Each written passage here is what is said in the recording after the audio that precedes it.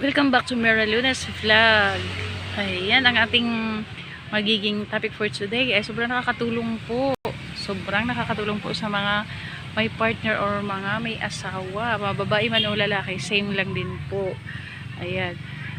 Dalawang tips. Ito po ay tips po para sa mga mag-asawa or mga mag-partner para mas matatag pa po at mas matibay pa po ang pagsasama. Ito ay based po sa aking experience. Kaya ito'y nagiging effective naman po at naging matibay po ang pagsasama namin ng aking asawa. Ayan po.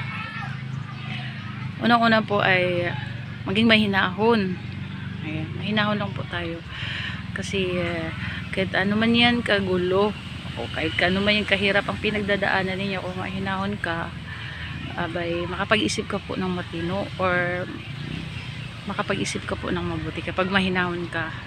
Ayan, nandiyan na po tayo na kapag mag-asawa tayo ay kanya-kanyang ugali po, maglabasan na. Ayan, ang mga ugaling hindi natin nakikita nung magjowa pa lang ay talagang makita nyo kapag mag-asawa na or magsasama na kayo sa isang bubong. Ayan po, kaya adjust po ng pag-uugali. Pero ito po ang pinaka magandang magiging sandata po, mahinahon. Ay kahit galit ka na. Ayan.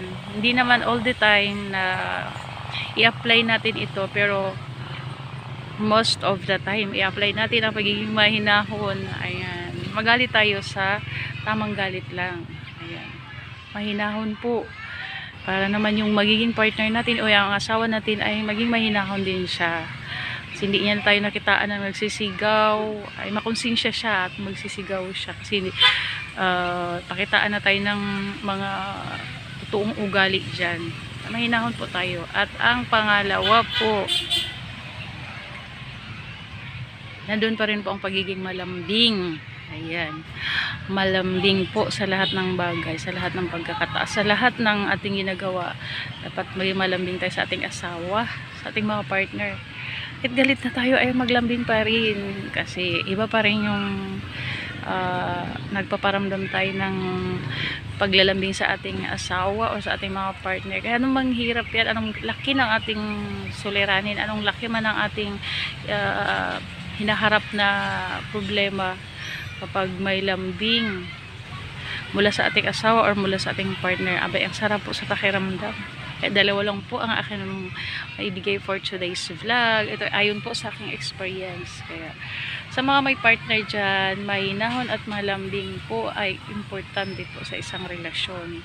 Sa mga may asawa po yan, ito'y iba rin po kapag nobyo pa lang po tayo, iba po. Ito'y para po sa mag-asawa, para po sa mga nagsasama na sa isang bubong. Ayan, mga mag-partner na nagsasama na sa isang bubong at mag-asawa, para magiging matatag po ang inyong pagsasama. Ayan, i-apply nyo po ito, ang pagiging mahinahon. Nandyan na po tayo na lahat po ng paghihirap ay maranasan natin kapag nag-asawa tayo or nagsasama na po tayo sa ating partner sa isang bubong. Ayan, labasan na po ang ating kanya-kanyang mga pag-uugali. Kaya, pero kapag maipanatili po natin ito sa ating sarili, ang pagiging mahinahon at malambing, abay, promise po, magiging matatag po ang inyong pagsasama. Ayan. Sana po ay manood pa po kayo sa aking susunod pa po na video. Mga maliliit na short video lang po ang aking i-upload. At ito ay base po sa aking experience. Ito ay related po sa pagsasama ng mag-asawa, related po sa mga may partner. Ayan, mga tips po, mga magagandang tips po. Sana po ay mapanood pa po ninyo ang next kong upload videos. Ayan, thank you for watching.